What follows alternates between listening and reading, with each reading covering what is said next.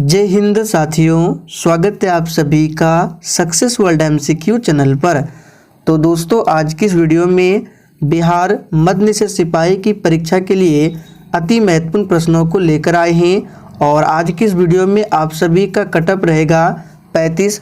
तो सेशन आप लोगों के लिए काफ़ी ज़्यादा इम्पोर्टेंट होगा, तो जल्दी से आप सभी लाइव में जुड़ जाइए। सभी को गुड इवनिंग। तो चलिए सेशन की शुरुआत करते हैं आज के प्रश्नों से। तो पहला प्रश्न आपके सामने है, 42वें संविधान संशोधन द्वारा प्रस्तावना में निम्नलिखित में से कौन सा शब्द जोड़ा गया था। बहुत ही शानदार प्रश्न है। चलिए आप सभी लाइव चैट में आंसर बताएंगे। 42वें संविधान संशोधन द्वारा प्रस्तावना में कौन सा शब्द जोड़ा गया था। तो देखिए दोस्तों, 42वां संविधान संशोधन जो है ये 1976 में होता है और इसके तहत प्रस्तावना में 3 शब्दों को जोड़ा गया था। कौन कौन से 3 शब्द थे? समाजवादी, धर्मनिरपेक्ष और अखंडता शब्दों को जोड़ा गया था। तो देखिए ऑप्शन में दिया हुआ है समाजवाद। तो जो ही बच्चे सी ऑप्शन को दिए हैं आपका बिल्कुल सही जवाब है। और देखिए दोस्तों, ये जो 42वां संविधान संशोधन है इसको लघु संविधान भी माना जाता है, तो इसे भी याद रखिएगा। दूसरा प्रश्न है, भारतीय संविधान में किस संशोधन के परिणाम स्वरूप संपत्ति के अधिकार को मूल अधिकारों की सूची से हटा दिया गया है। चलिए आप सभी दूसरे प्रश्न के लिए आंसर बताएंगे। बिल्कुल आपके एग्जाम में पूछा जाने वाला प्रश्न है। तो यहाँ पे दूसरे प्रश्न का आंसर क्या होगा? तो 44वां संशोधन द्वारा। देखिए ये संशोधन कब होता है? तो 1978 में 44वां संविधान संशोधन होता है और इसके तहत संपत्ति के अधिकार को मौलिक अधिकारों की सूची से हटाकर अब इसे कानूनी अधिकार बना दिया गया है। और इसे किस अनुच्छेद में अब रखा गया है? तो अनुच्छेद 300A में रखा गया है संपत्ति के अधिकार को। और वर्तमान में कितने मौलिक अधिकार है? तो अब 6 मौलिक अधिकार है, पहले 7 थे। और मौलिक अधिकार को किस देश से लिया गया है? तो अमेरिका देश के संविधान से लिया गया है। आगे देखिए, निम्नलिखित में से कौन सा निर्वाचन आयोग का कार्य नहीं है? चलिए आप सभी तीसरे प्रश्न के लिए आंसर बताएंगे। निम्नलिखित में से कौन सा निर्वाचन आयोग का कार्य नहीं है? तो दोस्तों यहाँ पे तीसरे प्रश्न का सही जवाब हो जाएगा सी ऑप्शन, उम्मीदवारों का चयन करना। ये निर्वाचन आयोग का कार्य नहीं है। उम्मीदवारों का चयन करना ये राजनीतिक दलों का काम है, याद रखिएगा। अब देखिए यहाँ पे है निर्वाचन आयोग, तो एग्जाम में पूछा जाता है निर्वाचन आयोग का गठन किस अनुच्छेद के तहत किया गया है? तो याद रखिएगा अनुच्छेद 324 के तहत किया गया है। तो इन सभी फैक्ट को आपको जरूर ध्यान रखना है। संचायक बैटरी में निम्नलिखित में से किसका प्रयोग होता है? बिल्कुल आपके एग्जाम में छपने वाला प्रश्न है। और देखिए ये प्रश्न बिहार पुलिस और बिहार मध्य निषेध सिपाही दोनों में पूछा हुआ प्रश्न है। तो देखिए दोस्तों, संचायक बैटरी इसमें किसका प्रयोग किया जाता है? तो याद रखिएगा इसमें सीसा का प्रयोग किया जाता है। Translate the following sentence into Hindi. यहाँ पे दिया गया है there should be peace in India. इसका हिंदी बताना है क्या होगा? और देखिए इंग्लिश ग्रामर से बिल्कुल इसी तरह के प्रश्न एग्जाम में पूछे आते हैं, तो आप सभी इंग्लिश का बिल्कुल भी टेंशन ना लें। तो यहाँ पे 5वें प्रश्न का आंसर क्या होगा? तो जो भी बच्चे बी बता रहे हैं आपका बिल्कुल सही जवाब है, भारत में शांति होनी चाहिए। ये इसका हिंदी है, there should be peace in India. देखिए यहाँ पे शुड का प्रयोग हुआ है, तो शुड का मतलब होता है चाहिए। तो ये देखकर भी आप लोग आंसर बता सकते थे। तो देखिए बी ऑप्शन में चाहिए का प्रयोग हुआ है, भारत में शांति होनी चाहिए। Binny had finished cooking when the visitors, खाली स्थान फिल इन द ब्लैंक का क्वेश्चन है। चलिए आंसर बताएंगे। यहाँ पे क्या भरा जाएगा? एंटरिंग, वेयर एंटरिंग, एंटर्ड या फिर डी हैड एंटर्ड होगा। तो देखिए दोस्तों, ध्यान से देखिए, पहले क्लाउज में यहाँ पे हैड का प्रयोग हुआ है और हैड क्या है, तो ये पास्ट परफेक्ट है। और जब भी एक क्लाउज पास्ट परफेक्ट टेंस में होता है तो दूसरा क्लाउज हमेशा पास्ट इंडेफिनिट में होता है। तो देखिए, एंटरिंग पास्ट इंडेफिनिट नहीं है, वेयर एंटरिंग ये पास्ट इंडेफिनिट नहीं है, ये पास्ट इम्परफेक्ट है। और यहाँ पे देखिए सी ऑप्शन एंटर्ड, ये क्या है, पास्ट इंडेफिनिट में है। तो यहाँ पे क्या हो जाएगा, एंटर्ड हो जाएगा। डी ऑप्शन की बात करें तो ये हैड एंटर्ड है, यानी कि ये भी पास्ट परफेक्ट में है। तो यहाँ पे क्या प्रयोग होगा, पास्ट इंडेफिनिट, जो कि सी ऑप्शन में दिया गया है, एंटर्ड। आगे देखिए, मजलिस किस देश की संसद का नाम है। चलिए आप सभी साथ के लिए आंसर बताएंगे। काफ़ी ज़्यादा इम्पोर्टेंट प्रश्न है, इस तरह के प्रश्न भी आपके एग्जाम में पूछे जाते हैं। तो मजलिस किस देश की संसद का नाम है, तो जो ये बच्चे ए ऑप्शन बता रहे हैं आपका बिल्कुल सही जवाब है। मालदीव एवं ईरान देश की संसद का नाम क्या है, तो मजलिस है। बांग्लादेश की संसद का नाम पूछा जाता है तो जातीय संसद, यहाँ पे लिख देते हैं जातीय संसद, ये क्या है, बांग्लादेश की संसद का नाम है। स्पेन देश की संसद का नाम क्या है, कोर्टेस। जो इम्पोर्टेंट है आपको बता देते हैं, स्पेन देश की संसद का नाम है कोर्टेस, याद रखिएगा। अगला प्रश्न है, व्हाइट पेपर भारत के अतिरिक्त अन्य किस देश का एक सरकारी दस्तावेज है। चलिए 8 के लिए फटाफट से आंसर बताएंगे। और इस प्रश्न को हमने आपको पहले भी प्रैक्टिस सेट में बताया था। तो यहाँ पे 8वें प्रश्न का आंसर क्या हो जाएगा, व्हाइट पेपर जो है ये भारत के अतिरिक्त ब्रिटेन का भी सरकारी दस्तावेज है। तो याद रखिएगा बी ऑप्शन आपका सही जवाब है। एक देखिए पूछा जाता है ग्रीन बुक, एग्जाम में पूछा जाता है कि ग्रीन बुक जो है ये किस देश की सरकारी रिपोर्ट का प्रकाशन है। तो याद रखिएगा इटली और ईरान। ऑरेंज बुक पूछा जाता है तो ऑरेंज बुक जो है नीदरलैंड का है। येलो बुक पूछा जाता है फ्रांस का है। तो 3 से 4 इंपॉर्टेंट प्रश्न है, याद कर लीजिए। ग्रीन बुक पूछे इटली ईरान, येलो बुक पूछे फ्रांस और ऑरेंज बुक पूछे तो नीदरलैंड। आगे देखिए, मुखबरात निम्नलिखित में से किस देश की एक गुप्तचर संस्था है। चलिए आप सभी 9 के लिए फटाफट से आंसर बताएंगे। मुखबरात निम्नलिखित में से किस देश की एक गुप्तचर संस्था है। तो दोस्तों यहाँ पे आंसर क्या हो जाएगा, सी ऑप्शन मिस्र देश की गुप्तचर संस्था है मुखबरात, याद रखिएगा।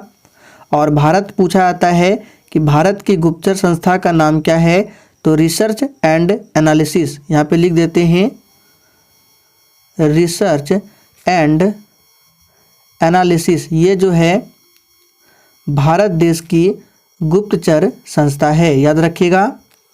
तो यहाँ पे आंसर आपका क्या हो जाएगा, 9 का सी मिस्र। नए 20 के मूल्य वर्ग नोट के पीछे किस आकृति को दर्शाया गया है, यानी कि 20 रुपये का जो नया नोट है इसके पीछे किस आकृति को दर्शाया गया है। तो चलिए आपको शुरुआत से बता देते हैं। अगर पूछे 10 रुपये पर, तो देखिए 10 रुपये पर है सूर्य मंदिर, कोणार्क का सूर्य मंदिर है। 50 रुपया पूछे तो हम्पी का रथ। 100 रुपया पूछे रानी की बाव। 200 रुपया पर सांची का स्तूप।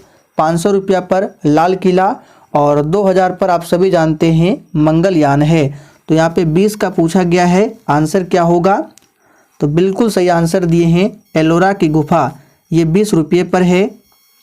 और बात करें एलोरा की गुफा तो ये किस राज्य में है, तो याद रखिएगा एलोरा की गुफा जो है ये औरंगाबाद जिले में स्थित है, जो कि महाराष्ट्र में है। और एलोरा की गुफाओं को किसके द्वारा बनवाया गया था, तो राष्ट्रकूट वंश के शासकों द्वारा एलोरा की गुफाओं का निर्माण किया गया था। संयुक्त राष्ट्र शरणार्थी आयोग को किस वर्ष का नोबेल शांति पुरस्कार दिया गया। चलिए आप सभी 11 के लिए फटाफट से आंसर बताएंगे। संयुक्त राष्ट्र शरणार्थी आयोग को किस वर्ष का नोबेल शांति पुरस्कार दिया गया। तो दोस्तों यहाँ पे सही जवाब हो जाएगा 1981 का नोबेल शांति पुरस्कार दिया गया। तो बी ऑप्शन आपका सही जवाब है। और दोस्तों जो भी स्टूडेंट चैनल पर पहली बार आए हैं उनको थोड़ा सा क्लास टाइमिंग के बारे में बता देते हैं। तो देखिए दोस्तों, हमारे चैनल पर अभी मध्य निषेध सिपाही की परीक्षा के लिए 2 क्लास है। एक क्लास रात 8 बजे की क्लास है जो अभी आप लोग कर रहे हैं, इसमें सभी विषयों के प्रश्न कराए जाते हैं। और एक क्लास है रात 9 बजे की क्लास, और इसमें सब्जेक्ट वाइज क्वेश्चन कराए जाते हैं। और दोनों ही क्लास आपको लाइव चैट के साथ मिलते हैं। तो टाइमिंग को आप सभी ज़रूर ध्यान रखें। और बिहार पुलिस के लिए अगर आप लोग क्लास करना चाहते हैं तो 8:30 बजे की क्लास को आप लोग देख सकते हैं। PDF सभी का आपको टेलीग्राम पर मिल जाएगा, और टेलीग्राम का लिंक इसी वीडियो के नीचे डिस्क्रिप्शन बॉक्स में है। आगे देखिए, I love animals change into passive voice. चलिए आंसर बताएंगे, इसका पैसिव वॉइस क्या बनेगा? I love animals. तो यहाँ पे 12वें प्रश्न का आंसर जो ये बच्चे डी ऑप्शन को दिए हैं बिल्कुल सही जवाब है। एनिमल्स आर लव्ड बाय मी, ये इसका पैसिव वॉइस है। अगला प्रश्न है, choose the correct preposition from the option given below. Did you apply खाली स्थान दिस पोस्ट। यहाँ पे कौन सा प्रीपोजिशन का प्रयोग होगा आपको बताना है। तो देखिए, अगर आप लोगों ने प्रीपोजिशन रूल पढ़ा है तो बिल्कुल आप लोग आराम से आंसर बता सकते हैं। यहाँ पे देखिए अप्लाई का प्रयोग हुआ है, और अप्लाई के साथ में हमेशा लगता है फॉर। तो यहाँ पे हो जाएगा फॉर प्रीपोजिशन, जो कि सी ऑप्शन में दिया गया है। ट्रांसलेट द गिवन सेंटेंस, आपको बताना है मुझे जाना पड़ा, इसका ट्रांसलेट क्या होगा। बहुत ही सिंपल प्रश्न है, फटाफट से आंसर कीजिए। मुझे जाना पड़ा, इसका ट्रांसलेट क्या होगा इंग्लिश में?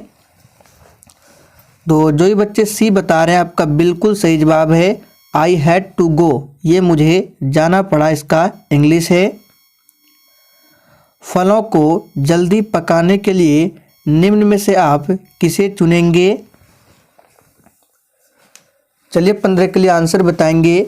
फलों को जल्दी पकाने के लिए किसका प्रयोग होता है? तो यहाँ पे आपका सही जवाब होगा एथिलीन का प्रयोग किया जाता है। यहाँ पे आपको ऑप्शन के अकॉर्डिंग आंसर बताना है।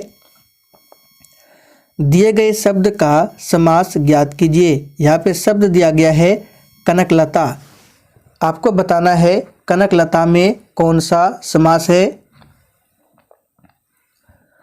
तो दोस्तों 16वें प्रश्न का सही जवाब है ए ऑप्शन, कनकलता में कर्मधारय समास है, याद रखिएगा कौन सा है? कर्मधारय समास। अगला प्रश्न है, दिए गए शब्द का पर्यायवाची ज्ञात कीजिए। यहाँ पे शब्द दिया हुआ है मीन, मीन का आपको पर्यायवाची बताना है। ये हिंदी व्याकरण के प्रश्न है, और बिल्कुल इसी तरह के हिंदी व्याकरण के प्रश्न आपके एग्जाम में पूछे जाते हैं। तो देखिए मीन का पर्यायवाची क्या क्या होता है आपको बता देते हैं। देखिए मछली, सफरी, मकर, ये सभी जो है मीन के पर्यायवाची है। तो मीन मतलब मछली यानी कि मत्स्य, जो कि बी ऑप्शन में दिया गया है। तो ये मीन का पर्यायवाची है। दिए गए वाक्यों, यहाँ पे देखिए एक वाक्य दिया गया है जो आँखों के सामने हो, इसके लिए एक सार्थक शब्द क्या होगा?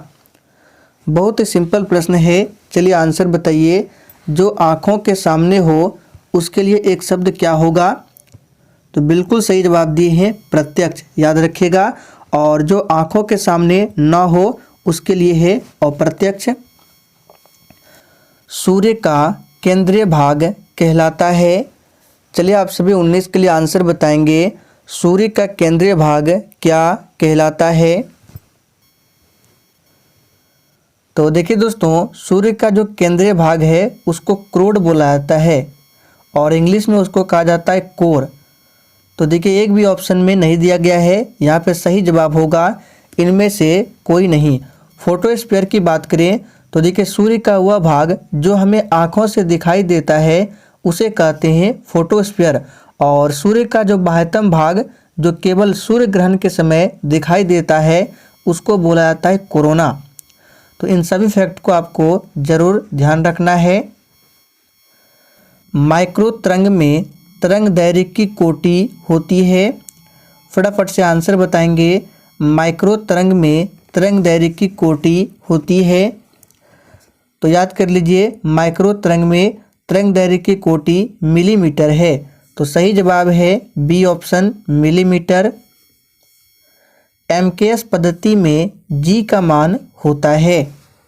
बहुत ही शानदार प्रश्न है, फटाफट से आंसर बताइए। एमकेएस पद्धति में छोटी जी जो है इसका मान कितना होता है? तो जो भी बच्चे बी बता रहे हैं आपका बिल्कुल सही जवाब है 9.8 मीटर प्रति सेकंड स्क्वायर। ये छोटी जी का मान है। जब श्वेत प्रकाश वायु से कांच में प्रवेश करता है तो क्या होता है? यहाँ पे वायु होगा। चलिए 22 के लिए फटाफट से आंसर बताइए। जब श्वेत प्रकाश वायु से कांच में प्रवेश करता है तो क्या होता है? तो सही आंसर है बी ऑप्शन, लाल प्रकाश सबसे अधिक चाल से चलता है। तो याद रखिएगा बी ऑप्शन आपका सही जवाब है। वर्षा की बूंदों की गोलीय आकृति किसके कारण होती है? चलिए 23 के लिए आंसर बताएंगे। काफ़ी ज़्यादा इम्पोर्टेंट प्रश्न है, आपके एग्जाम में ये प्रश्न पूछा हुआ प्रश्न है। वर्षा की बूंदों की गोलीय आकृति किसके कारण होती है? तो यहाँ पे 23 का आंसर जो भी बच्चे बी बता रहे हैं आपका बिल्कुल सही जवाब है, पृष्ठ तनाव के कारण। अगला प्रश्न है, चित्तौड़ में विजय स्तंभ का निर्माण किसने कराया था? चलिए आप सभी 24 के लिए आंसर बताएंगे। तो सही जवाब है सी ऑप्शन, चित्तौड़ में विजय स्तंभ का निर्माण राणा कुंभा ने किया था। राणा कुंभा का संबंध किस वंश से था पूछा जाता है? तो सिसोदिया वंश। याद रखिएगा, राणा कुंभा का संबंध था सिसोदिया वंश से। अकबरनामा किसने लिखा था? वेरी इंपॉर्टेंट प्रश्न है, मार्क करके रखिए। अकबरनामा किसने लिखा था? तो यहाँ पे इस प्रश्न का आंसर जो ये बच्चे सी बता रहे हैं आपका बिल्कुल सही जवाब है, अबुल फजल के द्वारा लिखा गया था अकबरनामा। अबुल फजल कौन थे? तो ये अकबर के दरबारी कवि थे, याद रखिएगा। भारतीय राष्ट्रीय कांग्रेस का पहला अंग्रेज अध्यक्ष कौन था? चलिए 26 के लिए आंसर बताएंगे। हमने आपको काफ़ी बार बताया है, भारतीय राष्ट्रीय कांग्रेस की स्थापना 28 दिसंबर 1885 को होती है लॉर्ड डफरिन के शासनकाल में। और किसके नेतृत्व में, यानी किसने किया था? तो ए.ओ. ह्यूम ने किया था। और भारतीय राष्ट्रीय कांग्रेस का जो प्रथम अधिवेशन हुआ था पूछा जाता है 1885 में हुआ था बम्बई में। और पहले अधिवेशन के अध्यक्ष कौन बने थे? तो याद रखिएगा W.C. बनर्जी, जिसको बोलते हैं व्योमेश चंद्र बनर्जी। लेकिन यहाँ पे पहला अंग्रेज अध्यक्ष पूछ रहा है, तो सही जवाब है जॉर्ज ह्यूल। याद रखिएगा। प्रथम मुस्लिम अध्यक्ष कौन थे? तो बदरुद्दीन तैयब जी। निम्नलिखित में से किस व्यक्ति को grand old man of India के रूप में जाना जाता है? बिल्कुल 1 नंबर का प्रश्न है, फटाफट से आंसर बताएंगे। किस व्यक्ति को grand old man of India के रूप में जाना जाता है? तो यहाँ पे इस प्रश्न का सही जवाब है बी ऑप्शन, दादा भाई नौरोजी को जाना जाता है। और भारत में पूछा जाता है सबसे पहले राष्ट्रीय आय का अनुमान किसने लगाया था? तो दादा भाई नौरोजी ने, याद रखिएगा। बाल गंगाधर तिलक की बात करें तो बाल गंगाधर तिलक को लोकमान्य की उपाधि दी गई है। और बाल गंगाधर तिलक को भारतीय अशांति का जनक किसने कहा था? तो वैलेंटाइन चिरोल ने। इन सभी प्रश्नों को ध्यान रखना है। महात्मा गांधी दक्षिण अफ्रीका से भारत कब लौटे थे? तो 9 जनवरी 1915 को। इसलिए 9 जनवरी को प्रत्येक वर्ष प्रवासी भारतीय दिवस मनाया जाता है। भारत छोड़ो आंदोलन 1942 में किस महीने में शुरू किया गया था? चलिए आप सभी 28 के लिए फटाफट से आंसर बताएंगे। भारत छोड़ो आंदोलन 1942 में हुआ था और ये किस महीने में शुरू किया गया था? तो दोस्तों इस प्रश्न का सही जवाब है सी ऑप्शन, अगस्त महीने में शुरू किया गया था, याद रखिएगा।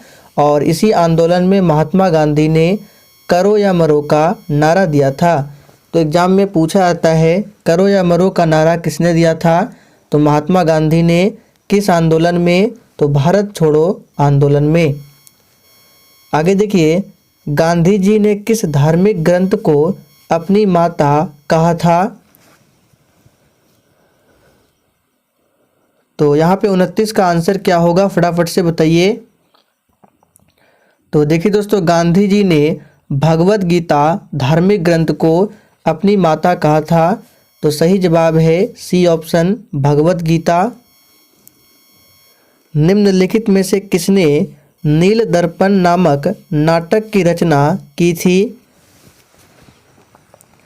चलिए आंसर कीजिए। नील दर्पण नामक नाटक की रचना किसने की थी।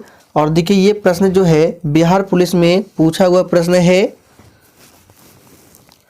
तो याद कर लीजिए। नील दर्पण नामक जो नाटक है इसकी रचना की है दीनबंधु मित्र ने। तो डी ऑप्शन जो ही बच्चे दिए हैं बिल्कुल सही जवाब है। और नील दर्पण नाटक जो है ये कब प्रकाशित हुआ था, तो 1859 में, याद रखेंगे।